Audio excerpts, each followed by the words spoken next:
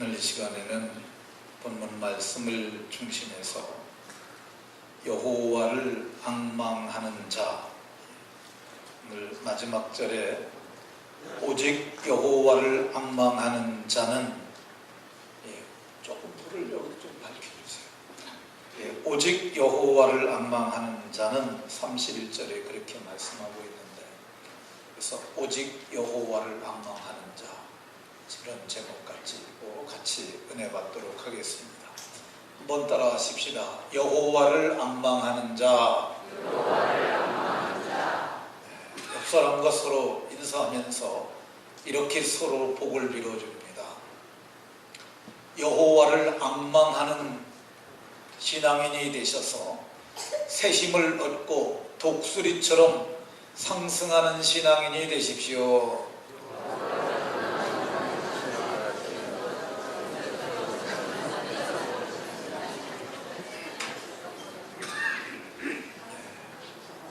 여호와를 앙망하는 신앙인이 다 되셔서 독수리처럼 새 힘을 얻고 상승하는 비상하는 신앙인들이 다 되시길 예수님 이름으로 축원합니다. 사람이 세상을 살다가 보면 많이 힘들 때가 있습니다. 어디로 가야 할지 갈 바를 알지 못할 때도 있고, 무엇을 해야 할지 해야 할지 무엇을 해야 할지 알지 못할 때도 있고, 기도를 하여도 기도가 허공을 치는 것과 같은 메아리로 돌아올 때도 있습니다. 하나님은 과연 계시는가? 하나님은 과연 나와 함께 하시는가? 성경의 말씀은 과연 진리 말씀인가 회의가 될 때도 있고, 그래서 낙심하고 좌절할 때도 있습니다. 본문에 이사야가 활동하던 그 시대도 이스라엘이 많이 힘들 때였습니다. 선지자 이사야는 성령에 감동돼서 힘들어하는 이스라엘을, 야곱아, 이스라엘아, 어찌하여 너희가 힘들다 하느냐, 어찌하여 하나님께 도움을 얻지 못한다 하느냐 하면서 책망하고 위로하고 도움을 주실 분을 소개하고 마침내 너희가 복을 얻게 될 것을 말하여 주고 있습니다. 그러면 오늘 27절에 이 선지자 이사야가 야곱을 부르고 이스라엘을 부릅니다. 야곱아, 이스라엘아, 이렇게 부르는데, 이 야곱과 이스라엘은, 오늘 성경에 얘기하는 야곱과 이스라엘은 두 사람이나 두 존재를 의미하는 것이 아니라 실상은 한 사람을 얘기하는 거예요. 이 야곱은 이삭이 낳은 두 번째 아들인데, 태에서 나올 때 자기 형 에서의 발목을 잡고 나왔어요. 그 이름을 뭐로 질까 생각하다가 발목을 잡았다라고 줬어요.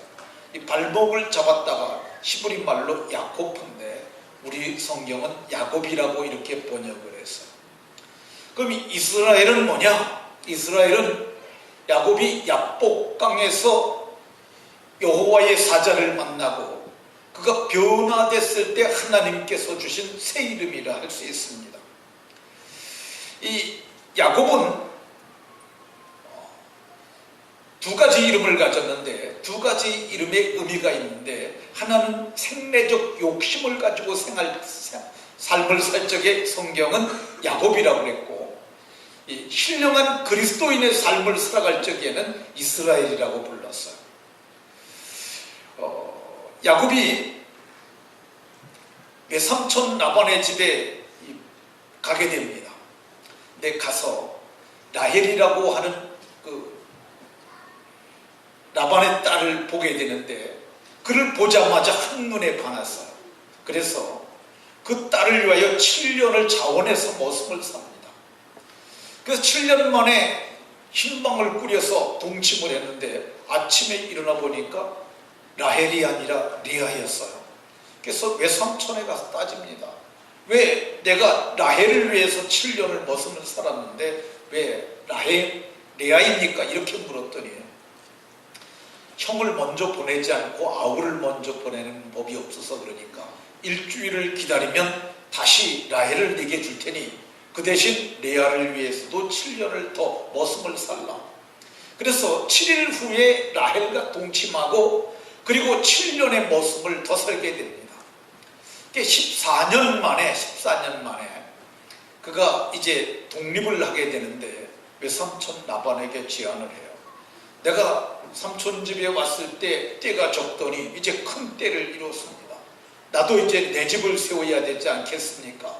그래서 외삼촌 라반하고 합의를 해서 그래서 그 집에서 이제는 삭설받고 일하는 사꾼이 됩니다.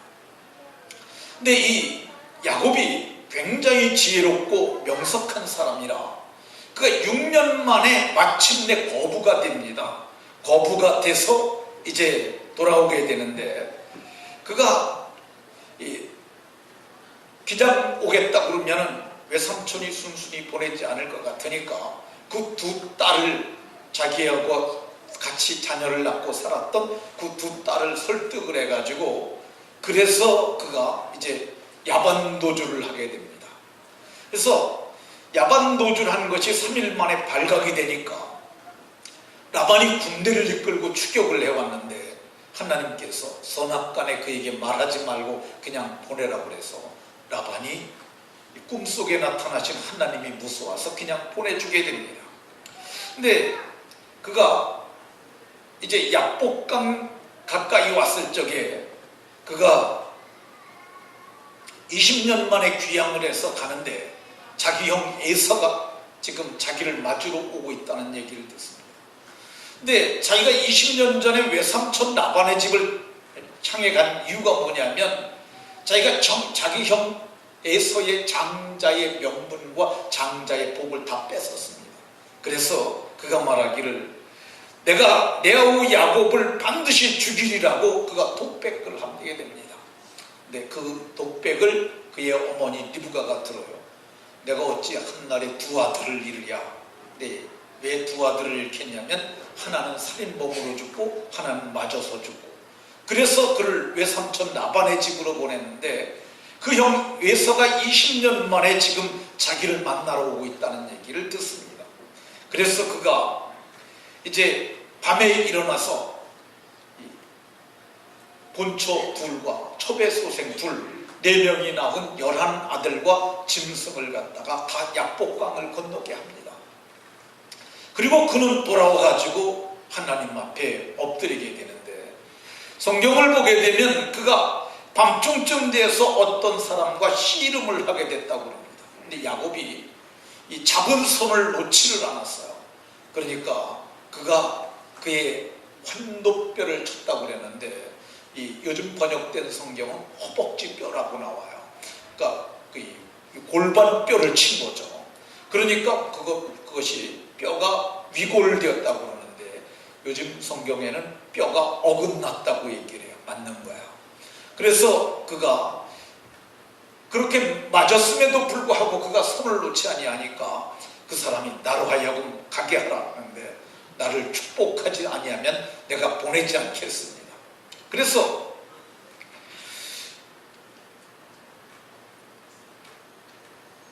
그때 그 사람이 그에게 묻습니다. 너 이름이 뭐냐? 그랬더니 내가 야곱입니다. 야곱은 발목은 잡았다는데 이제 내 이름은 이제는 야곱이라 하지 말고 이스라엘이라 부를 것이니 내가 하나님과 이 사람들과 싸워서 이긴 자이기 때문이라고 이렇게 말했습니다.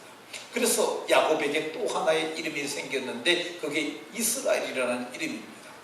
성경은 야곱이라는 말과 이스라엘이라는 말을 교차적으로 사용을 해요. 그러니까 야곱이 이 정욕으로 행할 땐 야곱이라고 얘기를 하고 야곱이 신령하게 믿음으로 살 적에는 이스라엘이라고 얘기를 해요. 이 32장 이후에 창세기에만 이스라엘이라는 말이 40번 쓰입니다. 그러니까 약 삶 속에서 그가 신령하게 많이 살았음을 보여줍니다. 창세기 33장 17절을 보면 야곱이 숫곳에 이르러 이스라엘이라고 써야 하는데 이스라엘이라고 쓰지 않고 야곱이라고 썼어요. 왜 그러냐면은 이 하나님께서 은혜를 베풀어 주셨으면은 이 야곱이 가야 할 것이 베델이에요. 베델. 근데 베델은 산이거든요. 그러니까 산에 가지 아니하고 그가 평지섬업 숫곳에 자리를 잡은 거야. 욕심 때문에 산보다는 여기가 목축하기 좋고 그러니까 여기를 잡으니까 성경을 기록한 성경 기자는 야곱이라고 이렇게 얘기를 했어요. 48장 21절에 보면 이제 야곱이 죽을 때가 됩니다. 12아들을 다 축복하고 요셉에게 말을 하기 시작합니다. 나는 죽으나 하나님이 너희와 함께 계셔서 너희를 인도하여 너희 조상의 땅으로 돌아가게 하실 것이라. 이렇게 하면서 마지막 축복을 할 적에는 저가 신령한 변화된 영의 사람으로 그가 했기 때문에 이스라엘이라고 이렇게 말하는 것을 볼 수가 있습니다. 야곱은 변화되기 전 성도의 삶이기도 하고 이스라엘은 주님 만나고 성령 받고 변화된 성도의 모습이라 할 수 있습니다. 오늘 선지자 이사야는 이스라엘 백성들을 향하여 야곱 같은 사람들을 향하여 말씀하시기를 어찌해서 내 길이 숨겨졌다고 하느냐, 내 길은 여호와께 숨겨졌다고 하느냐 이렇게 질문합니다. 많은 그 시대의 이스라엘 사람들은 내가 어디로 가야 할지 알 수 없다, 내가 무엇을 해야도 알지 알 수 없다, 내가 가도 끝이 없고 해도 나는 답이 없다. 사람들이 이렇게 답답해하고 있을 때 선지자 이사야는 아니다, 내 길을 하나님이 다 알고 계시며 내가 어찌 될 것도 알고 계시며 하나님이 너희의 머리카락까지 다 세신 바 돼서 너희는 하나님의 장중에 있다고 말씀하고 있습니다. 이스라엘은 이렇게 말합니다. 내 송사는 하나님께 벗어난다 하느냐. 이 송사는 법정에 고소한 것을 의미하기도 하지만은 여기서 얘기하는 송사는 하나님께 내가 말하는 거예요. 하나님 나 이거 들어주세요, 하나님 나 이거 해주세요라고 아뢰었는데 하나님은 들으셨는가? 하나님은 알고 있기는 하신가? 하나님은 나를 생각하고나 있기는 하신가? 하나님은 나를 향한 어떤 계획이 있기는 하신가? 아무리 봐도 없는 것 같다. 아무리 기다려도 하나님은 내게 말씀하시지 아니하고 응답하시니 아니하시니 하나님은 없는 것이 아닌가? 이때 오늘 이사야는 말하기를 내 송사가 하나님께 벗어나지 않았다라고 말합니다. 하나님은 다 알고 계셨고 다 듣고 계셨고 다 보고 계셨고 너희를 내 손바닥 안에 다 두고 계신다고 하나님은 말씀합니다.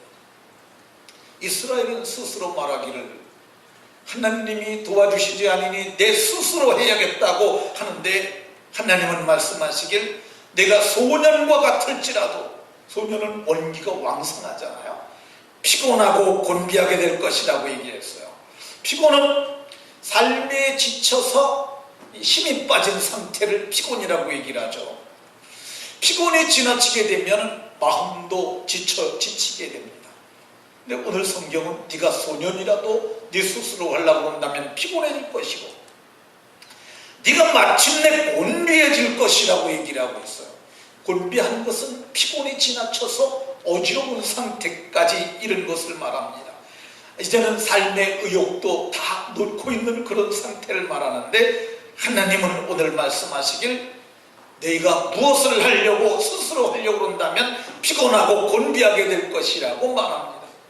너희가 장정이라 할지라도, 이 장정이라는 말이 시브리 말로 바후림인데 네피림은 거인들을 말해요. 근데 이 바후림은 어떤 거냐면 수많은 사람들 가운데서 용사로 뽑아낸 자들이에요. 근데 너희가 용사로 뽑아낸 자들이라 할지라도 넘어지고 쓰러질 수밖에 없을 것이라고 이렇게 말씀합니다.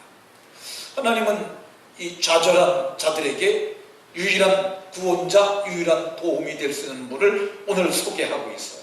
그분이 어떤 분이라고 얘기를 합니까? 너희를 도와줄 분은 영원하신 하나님이라고 얘기를 해요. 이 하나님은 옛날부터 너희 조상들 아브라함을 알았던 하나님이요, 야곱을 알았던 하나님이요, 선지자 이사야를 알고 있는 하나님이요, 오늘 저와 여러분을 알고 있는 그 하나님이신 줄로 믿으시기 바랍니다. 오늘 이스라엘에게 소개하는 이 하나님은 어떤 분이냐? 땅끝까지 창조하신 분이라고 얘기해요. 땅끝까지. 근데 사실 땅끝은 누가 다스리고 있었어요? 이방 사람들, 이방의 왕들이, 하나님을 알지도 못하는 사람들이 다 다스리고 있어요.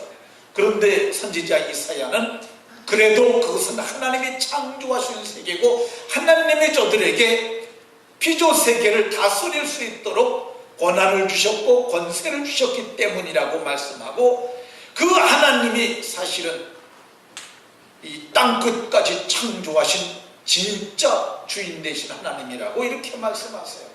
그 하나님은 피곤하지 아니하시고 곤비하지 않으시다고 말씀합니다. 인생들은 피곤하고 곤비하잖아요. 근데 하나님은 지치지 아니하시고 쇠하지 아니하시는 정말 강력하신 하나님이라고 말씀하고, 그 하나님은 명철하신 하나님이라고 얘기를 하세요.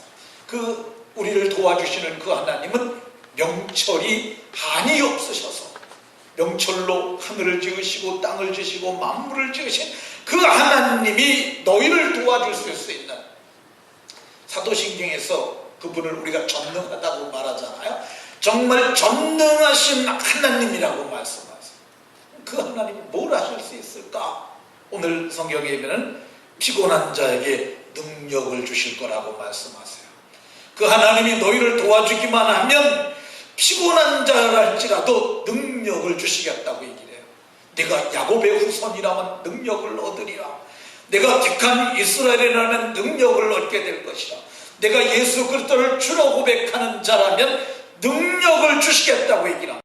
필요한 모든 힘을 주실 것이라고 약속하고 있습니다. 하나님께서는 무능한 자에게 오늘 성경 29절에는 힘을 더하시겠다고 얘기를 합니다. 사람이 살다가 보면 힘이 빠질 때 있어요.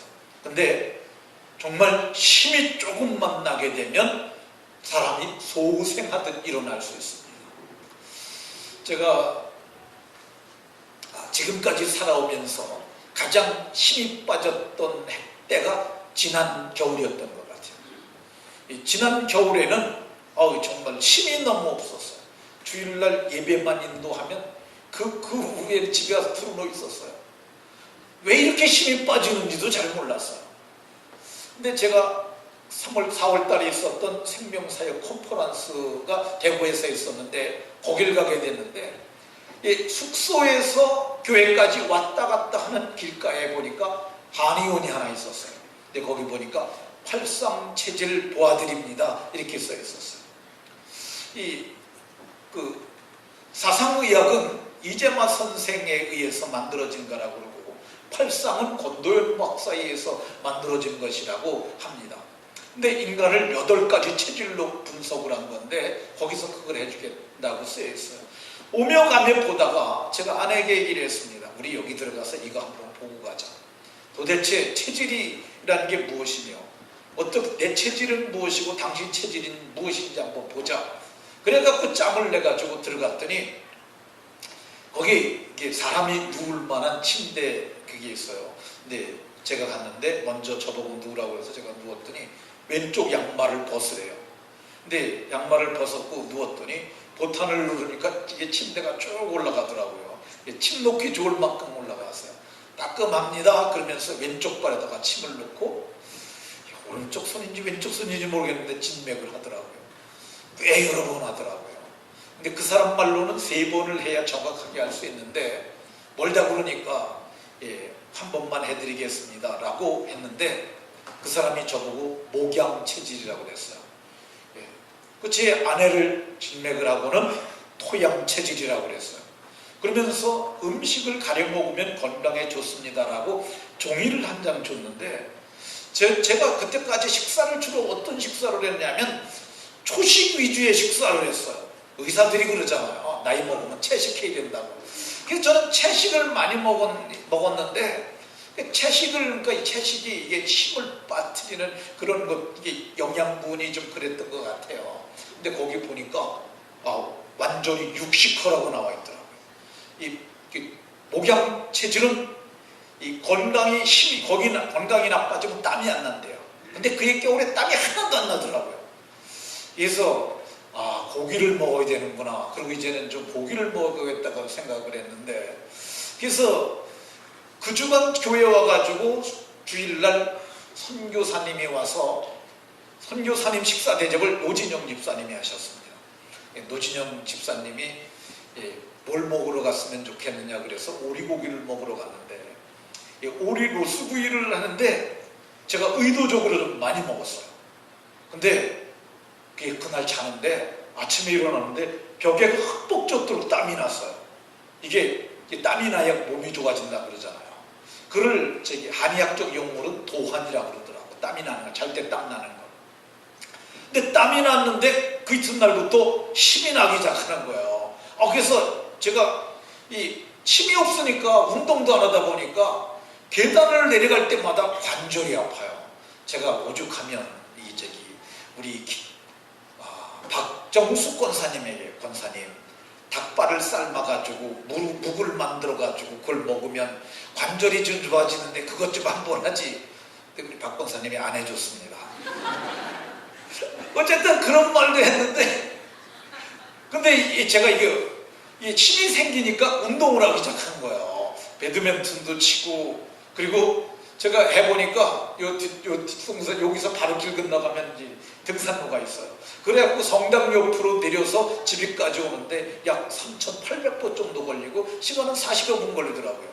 근데 그걸 자꾸 이렇게 걷다 보니까 관절이 튼튼해졌어요. 그래서 요즘은 제가 보기에 한 95% 정도 괜찮은 것 같아요. 별로 안 아파요. 이제는 막 걸어도 계단도 막 걸어도 안 해도 안 아파요. 그러니까 제가 깨달은 게 이게 힘이 좀 생기니까 이렇게 살 것 같구나. 힘이 생기니까 운동하니까 근육이 튼튼해지고, 근육이 튼튼해지니까 관절도 강해지고. 그래서 오늘 성경에 힘을 더하신다고 그러잖아요. 힘이 생기면 좋은 줄로 믿으시기 바랍니다. 피곤한 자에게 능력을, 무능한 자에게 힘을 더한다고 그러는데, 육체의 힘이 이만큼 생기면 좋아진 것처럼 힘이 다양한 힘이 있어요. 이 근육의 힘을 근력이라고 그래요. 육체의 힘을 체력이라고 그래요. 머리의 힘을 지력이라고 그래요. 돈의 힘을 재력이라고 그래요. 없는 사람이 돈이 많이 생겨가요. 힘이 생기잖아요. 그게 재력이에요. 영적인 힘을 영력이라고 그래요. 하나님이 오늘 무능한 자에게 힘을 더하시나니, 여러분들 주께로부터 힘을 얻는 복이 있으시길 예수님 이름으로 축원합니다. 그럼 힘을 얻으려면 어떻게 해야 되느냐? 여호와를 앙망하라고 얘기를 하고 있어요. 여호와를 앙망하라. 여호와를 앙망하는 자는 새 힘을 얻겠다고 얘기를 합니다. 그러니까 근심이 아니라 새 힘 플러스 알파의 힘이 주어지겠다고 얘기를 하고 있어요. 근데 이 앙망이라는 게 뭐냐? 앙망이라는 말을 잘 안 쓰잖아요. 이 히브리 말로는 코와 제호바 이렇게 얘기를 하는데, 이게 여호와를 앙망하라 하는 뜻이에요. 근데 이게 뭐냐면은 원문의 의미는 기다리다, 기대하다, 그리고 소망하다, 바라다, 그런 의미가 담겨 있어요. 그러니까 여호와를 앙망하는 것은 그분을 기다리는 거예요. 그분의 역사하심을 기다리는 거예요. 그러니까 우리가 하나님이 늘 일때마다 일마다 이렇게 역사하시진 않고, 보면은 하나님께서 결정적으로 도와주실 때가 있어요. 그때를 기다리라는 거죠. 제가 보기에는 한 6년이 한 텀인 것 같아요. 6년 지나면 우리가 안식하잖아요. 그거 마찬가지예요. 보통 일을 하다가 보면 6년 주기로 변화가 와요. 우리도 초등학교도 6년, 중고등학교 6년, 그렇게 이렇게 텀이 되어지잖아요. 그러니까 이런 6년 한 텀 주기로 하나님이 역사하시는 것 같다는 생각이 듭니다. 하나님이 우리를 낮추실 때도 있고 높이실 때도 있는데, 때를 기다리는 지혜로운 분들이 다 되시기를 바랍니다. 여호와께 힘을 얻으려면 어떻게 해야 되느냐? 앙망하다는 말이 기대한다는 뜻도 있다고 그랬잖아요. 하나님을 기대하는 거야. 강문호라고 하는 목사님이 있어요. 이분이 아주 훌륭한 목사님이에요. 목회도 잘하시고 성경에도 깊은 이해를 갖고 계신데, 이분이 이 시골 교회 아주 작은 교회 부흥회를 갔다고 그럽니다. 이제 부흥회를 갔는데 시골 교회는 뭐 재력들이 있는 분들이 많지 않으니까 헌금도 별로 많이 안 하잖아요. 근데 이 새벽에 봉투가 이렇게 두툼한 게 올라왔더래요. 근데 거기에다 나올 줄로 믿습니다 이렇게 써서 냈더래요. 이게 도대체 뭐냐 그래갖고 이 변집사님이라는 무슨 집사님이라서 그걸 기도를 해줄 때 뭐 거기 나올 줄로 믿습니다 하니까 하나님 잘 나오게 해주옵소서 라고 기도를 하고 아침밥을 먹으면서 담임 목사님한테 물었대요. 이게 뭔 말이요? 그랬더니 이 여집사님이 시집와서 딸을 셋을 내리놨다는 거야. 근데 그 집에서 아들을 기다리는데 그래서 아들 낳기를 기도하고 아들을 낳았는데 아들은 아들인데 이 고추가 쏙 들어가 있는 거야. 그러니까 이게 고추가 이렇게 앞으로 좀 돌출이 돼야 되지 않습니까? 이게 쏙 들어가 있는 거예요. 근데 이게 도대체 뭐냐? 고추는 고추인데. 그래갖고 병원에 갔더니 의사가 그러더래요. 그거 칼보다 좀 째고 이렇게 잡아 당기면 나오는데 아직 어리니까 3살 되면 하자고. 그래갖고 이제 이 아이가 3살이 됐는데 3살 된 이 아이를 데리고 갔더니 수술해도 된다고 그러면서 수술비가 70만 원이라고. 돈이 없으니까 이부이자에 이자를 주고 70만 원을 빚으로 넣은 거예요. 장롱에도 넣고 이제 가려고 그러는데 담임 목사님이 죽을 병도 아닌데 부흥회 끝나고 가면 안 되겠느냐고. 그래서 부흥회 끝나고 가면 뭐 이자만 좀 더 넣을 테니까 뭐 그래도 그렇게 하자 그러고 했는데 부흥회 첫날 참석해서 기도하는데 하나님이 그 마음에 음성을 들려주시길 변집사야 너 그 돈 교회 건축 헌금으로 드리면 안 되겠니? 네가 건축 헌금으로 드리면은 네 아들 몸에 칼 대지 않고 나오게 해주마. 하나님이 그런 마음을 주셨다는 거예요. 그게 할까 말까 그랬다가 안 나오면 70만 원만 도로 달랠 수도 없고 이거 어떡하나 그러다가 결단을 내렸어요. 70만 원 또 안 되면 또 빚을 얻지. 그리고 70만 원을 낸 거예요. 목사님이 이제 부담이 되잖아요. 부흥회하는 이 강문호 목사님이 부담이 되니까 시간 나와서 안수받으라고. 애를 데리고 와서 거기다 대고 고추는 나올지어다. 고추는. 근데 이게 안 나오는 거예요. 마지막 날쯤에는 역사가 많이 일어나니까 마지막 날은 정말 세게 기도했는데도 안 나오는 거예요. 목사님도 섭섭하고 목사님도 그래가지고 뭐 할 수 없지 어떻게 하냐 그러면서 그 대신 말씀을 주고 왔어요. 집사님, 당신이 그렇게 기도를 했고 나도 이렇게 기도를 했고 하나님도 말씀하셨으니 믿고 그 대신 새벽 기도를 좀 한번 해봐라. 새벽 기도를 했는데 한 달쯤 됐는데 전화가 왔더래요. 근데 목소리가 목사님 아직도 안 나왔어요. 새벽 기도 갔다 와서 날마다 보는데도 안 나왔다는 거예요. 그래서 목사님이 그랬대요. 농사를 져도 씨를 심어놓고 그냥 도해직을 갖다가 농사꾼이 자꾸 심었다가 팥다 심었다 하면 그게 되겠냐고. 그러니까 그냥 보지 말고 이제는 기도를 계속하라고. 근데 한 석 달쯤 지났는데 전화가 왔더래요. 목사님 나왔어요. 나왔다고 진짜로 나왔다고. 그러면서 그분이 말하기를 목사님 내가 생각을 해보니까 하나님이 나로 하여금 새벽기도 일꾼 만드시려고 이렇게 내가 그 100일 가까이 기도하고 나오게 하셨나 봐요. 그러면서 이제는 내가 새벽기도하는 새벽기도의 용사가 됐다고 이렇게 얘기를 했다고 합니다. 그리고 그해 가을에 그가 이제 그 조랑박을 선물로 보내왔는데 거기에다 기도 응답해 주신 하나님께 감사합니다 해가지고 그걸 조랑박을 하나 보내왔다고 합니다. 그러니까 하나님을 기대하는 거예요. 말씀이 있으니까 말씀을 믿고 그 말씀대로 기대하는 것, 이게 앙망하는 자인 줄로 믿으시기 바랍니다. 여호와를 앙망하여 새심을 얻을 사람들은 어떤 사람들이냐? 여호와를 바라는 것, 내가 되기를 바라는 것. 우리 그렇게 말하잖아요. 그렇게 되길 바래요. 그런 것처럼 하나님을 바라보면서 그분을 기대하는 거예요. 실제로 여호와만 바랬던 사람이 있는데 그게 누구냐 하면은 여호사밧이라는 왕이에요. 이 남방 유다의 왕이었는데 이 모압과 암몬과 마온이라고는 세 나라가 쳐들어왔어요. 연합군을 결성해서 한 나라가 쳐들어와도 당할까 말까인데 세 나라가 연합군대를 결성해 갖고 왔으니까 망할 수밖에 없잖아요. 엔디게라고 하는 황무지에 그들이 있는데 모래처럼 많은 거야. 그걸 보고 있다. 도저히 저거는 우리가 무력으로 이길 상대가 아니다. 그래서 그가 생각한 게 뭐냐면 힘으로 안 될 바에야 우리 기도하자. 왜 기도하자 그러냐면은 너무너무 두렵고 떨리니까. 왜 두렵냐면은요, 전쟁에서 지면은 왕이 왕좌에 앉아 있잖아요. 근데 왕이 전쟁에서 지면 종의 자리로 내려가요. 고대 근동의 전사를 보게 되면 이긴 자는, 진 자는 이긴 자의 종이 되는 거예요. 그래서 고대 근동에 나타난 문서를 보게 되면 종주권 계약이라는 게 있어요. 종과 주인의 권리를 주장하는 계약이 있는 거예요. 근데 계약을 할 적에 여기 보면은 종은 7발 앞 밑에 가서 있고 그 이긴 자는 높은 자리에 앉아가지고 계약을 하는 거야. 그러니까 이게 진다는 건 종이 될 수도 있고 진다는 건 목숨을 잃을 수도 있고 아주 정말 진다는 것은 아주 상상도 할 수 없는 거야.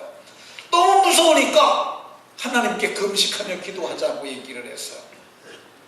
그리고 하나님께 그가 백성들 앞에 서서 말하길 재앙이나 난리나 견책이나 전염병이나 기근이 우리에게 임하면 주의 이름이 이 성전에 있으니 성전에서 주 앞에 서서 환난 가운데 부르짖으면 들으시고 응답해 주시고 구원해 주신다 하였으므로 우리가 부르짖으니까 하나님 우리를 도와주십시오. 저 대적은 수요가 너무 많고 우리는 대적할 능력은 없고 어찌할 줄도 알지 못하고 오직 주만 바라보나이다. 오직 주만 바라보나이다. 12절에 그렇게 말해. 오직 주만 바라보나이다. 그렇게 기도했는데 하나님께서 야하시엘이라는 사람을 감동하셔서 그 입에 말씀을 주셨어요. 너네들은 저 큰 무리를 인하여 두려워하지 말라. 이 전쟁은 너에게 속한 것이 아니라 나 여호와께 속한 것이니 내가 저들을 치겠다고 말씀하셨어요. 너희는 내일 싸우지 말고 군대를 이끌고 저들을 마주 나가라고 말씀하셨어요. 근데 그 말씀을 듣자마자 이 여호사밧이 얼마나 믿음을 주었던지 군대를 짜긴 짰는데 이 군대는 전쟁하는 군대가 아니라 하나님을 찬양하는 찬양 군대를 짰어요. 그래가지고 군대를 이끌고 여호와 앞에서 행진하며 여호와를 찬송하여 이르기를 감사하세 그 인자하심이 영원하미로다. 그리고 찬양하면서 나가는데 갑자기 그 수많은 군대가 지네들끼리 치고받고 하는 거예요. 너무너무 놀랐잖아요. 그래서 그거를 지켜보다가 소요가 그친 뒤에 내려가 봤더니 가보니까 모두가 땅에 엎드러진 시체들 뿐이요 한 사람도 피한 자들이 없기에 지네들끼리 싸워서 다 죽고 말았어요. 이게 말도 안 되는 얘기겠지만은 실제 전사에 나오는 이건 실제적인 사건이에요. 그래서 여호사밧이 그 백성들을 이끌고 나가서 그 전리품들을 가져와야 되잖아요.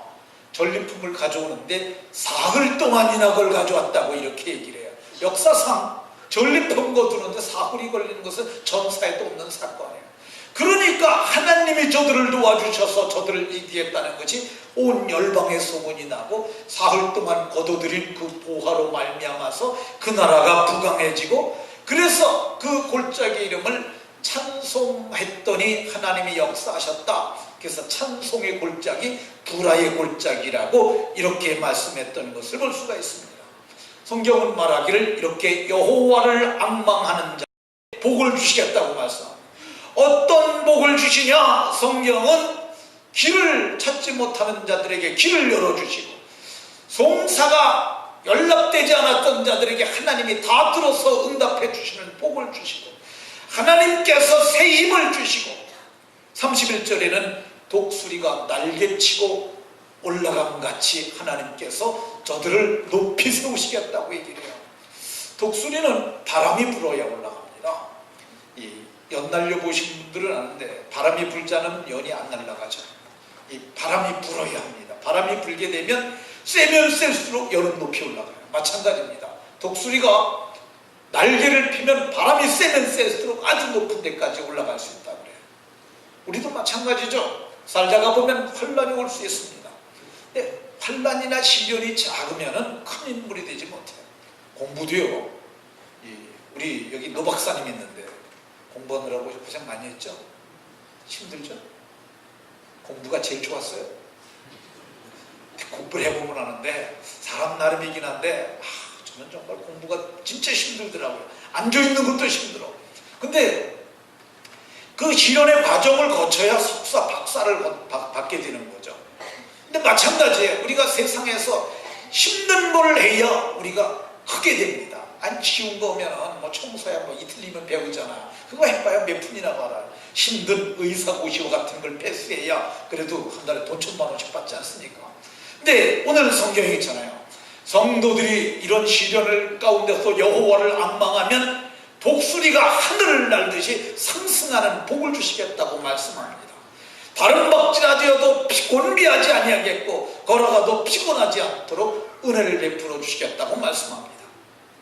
이게 누구에게 하시는 말씀이냐? 내게 하시는 말씀이고 여러분들에게 주시는 말씀으로 믿고 모두가 여호와를 앙망함으로 큰 힘을 얻고 복을 얻으시길 예수님 이름으로 축원합니다. 기도하겠습니다.